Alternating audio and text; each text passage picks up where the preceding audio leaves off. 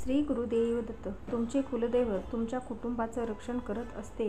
तुमच्या कुटुंबात येणाऱ्या अडीअडचणी, संकट सगळं दूर करत असते. म्हणूनच कुलदेवतेची सेवा होणं आवश्यक आहे.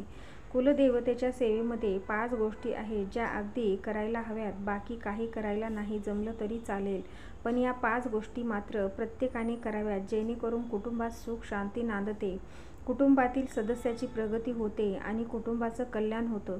चला जाणून घेऊया त्या 5 गोष्टी कोणत्या आहेत. कुलदेवता हा शब्द कुल आणि देवताचा या 2 शब्दांनी मिळून बनला आहे. कुळाची देवता ती कुलदेवता, ज्या देवतेची उपासना केल्यावर मूलाधार चक्रातील कुंडलिनी शक्ती जागृत होते, म्हणजेच आध्यात्मिक उन्नतीला आरंभ होतो, ती देवता म्हणजे कुलदेवता. ही देवता ज्यामुळे पुरुष देवता असते तेव्हा तिला कुलदेव आणि जेव्हा ती स्त्री देवता असते तिला कुलदेवी म्हटलं जातं. ही झाली कुलदेवतेची बद्दलची प्राथमिक माहिती. पण कुलदेवतेची सेवा करणं हा गरजेचं असतं, तर आपल्या कुलाची देवता ही आपल्या रक्षण करत असते आणि म्हणूनच आपल्या कुटुंबामध्ये किंवा आपल्या कुळामध्ये सगळं सुरळीत चालावं यासाठी आपल्याला कुलदेवतेची उपासना करणं आवश्यक असतं. मुलांचं शिक्षण असेल, लग्न असतील, आपल्या घरातील आजारपण असतील, या सगळ्या मागे बऱ्याचदा कुलदेवतेची उपासना व्यवस्थित न होणे, कुळाचार व्यवस्थित न होऊन ही सुद्धा कारण असू शकतं. आपल्या कुळाची आई, आपल्या कुळाचं देव, तो आपल्या संपूर्ण कुटुंबाचा पावलोपावली रक्षण करत असते आणि म्हणूनच त्यांची सेवा आणि उपासना होणं तितकंच आवश्यक आहे.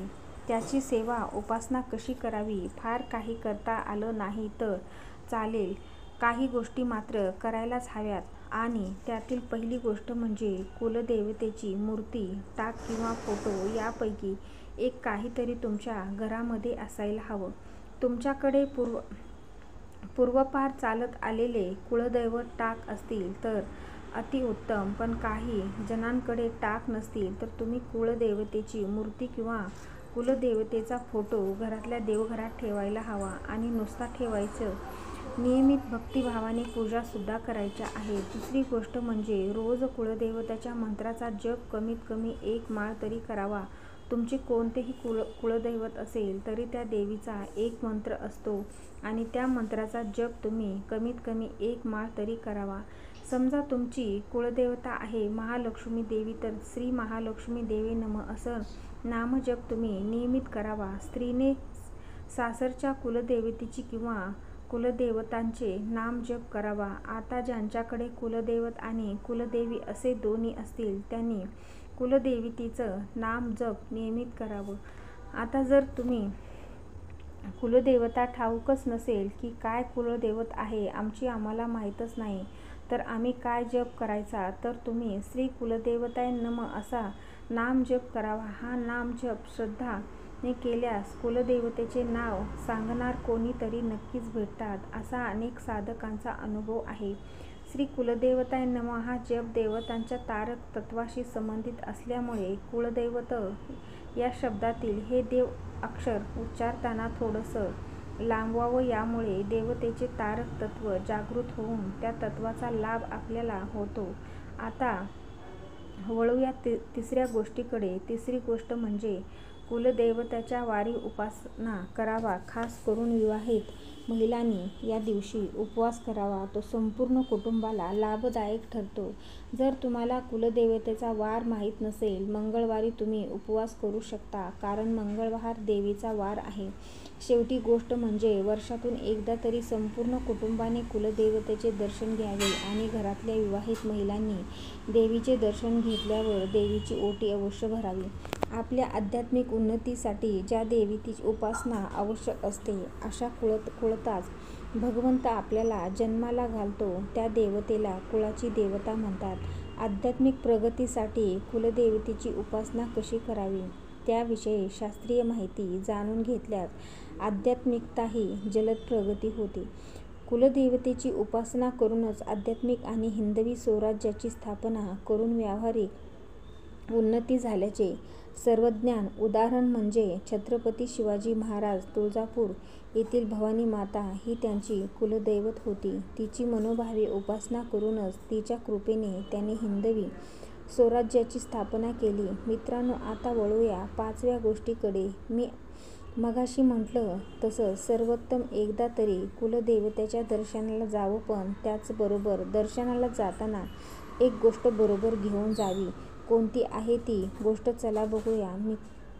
जी गोष्ट मी आता सांगणार आहे ती जर तुम्ही कुलदेवतेच्या दर्शनाला जाताना सोबत घेऊन गेला तर नक्कीच कुलदेवी तुमच्यावर प्रसन्न होईल.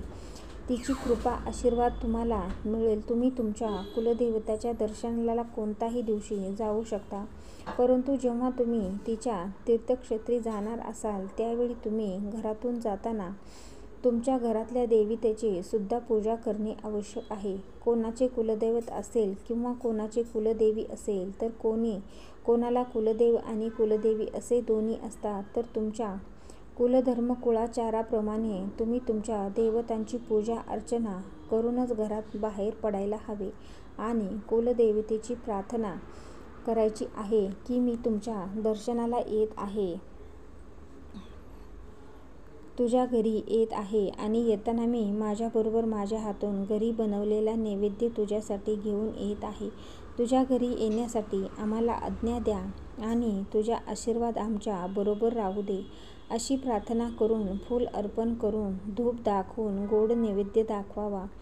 तीर्थक्षेत्री जात असताना तुम्हाला गव्हाच्या पिठाच्या 11 पुऱ्या आणि गव्हाचे पीठ वापरून गूळ डाळ वापरून 11 लाडू बनवायचं आहे आणि या 2 पदार्थासोबत तुम्हाला पाव किलो गुळाची ढेप घ्यायची आहे आणि हा बनवलेला प्रसाद एका डब्यामध्ये भरायचा आहे आणि तो कुलदेवतेसाठी घेऊन जायचा आहे.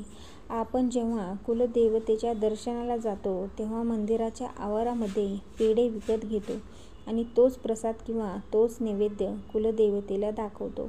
पण आपल्या घरातून आपण आपल्या हाताने बनवलेला नैवेद्य कुलदेवतेला अर्पण करणं महत्त्वाचं आहे. मी मगाशी म्हटलं तसं कुलदेवता ही आपल्या कुळाची आई असते आणि मग आपण आपल्या आईसाठी आपल्या हाताने एक पदार्थ बनवून घेऊन जाऊ शकतो.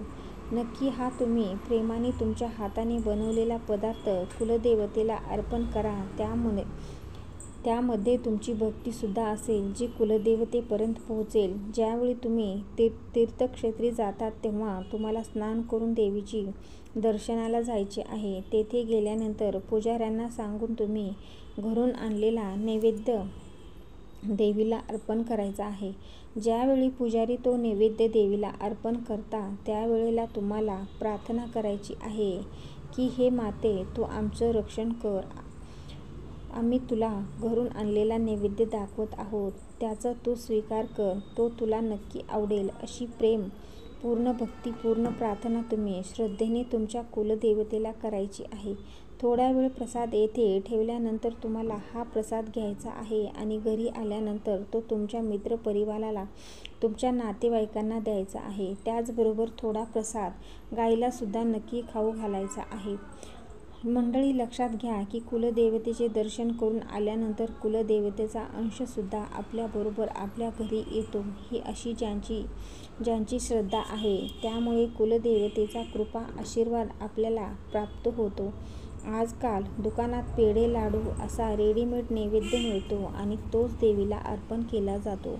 पण जर आपण आपल्याला घरातून आपल्या हाताने बनवलेले पदार्थ देवीला अर्पण केले तर कुलदेवता आपल्यावर प्रसन्न होते. श्री गुरुदेव दत्त. मोठ्या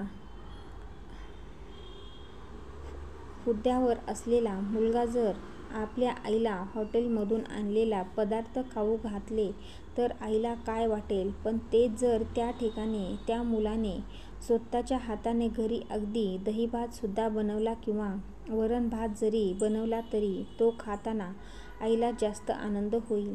तिच्या डोळ्यातून अश्रुधारा वाहू लागते, कारण आई प्रेमाची भुकेली आहे. त्याचप्रमाणे देवसुद्धा प्रेमाचा भुकेला असतो. प्रेम हीच अशी गोष्ट आहे ज्यामुळे आपण ईश्वरसुद्धा प्राप्त करू शकतो. त्यामुळे कुलदेवतेला जाताना तुम्हाला जमेल तसा एक गोड पदार्थ तुम्ही घेऊन जा आणि तो घरी आल्यानंतर सर्वांना वाटा. नक्कीच तुमच्यावर कुलदेवता प्रसन्न होईल. याबद्दल तुमचं मत काय आहे आणि तुम्ही कुलदेवतेला जाताना काय घेऊन जातात? कमेंट करून आम्हाला नक्की सांगा.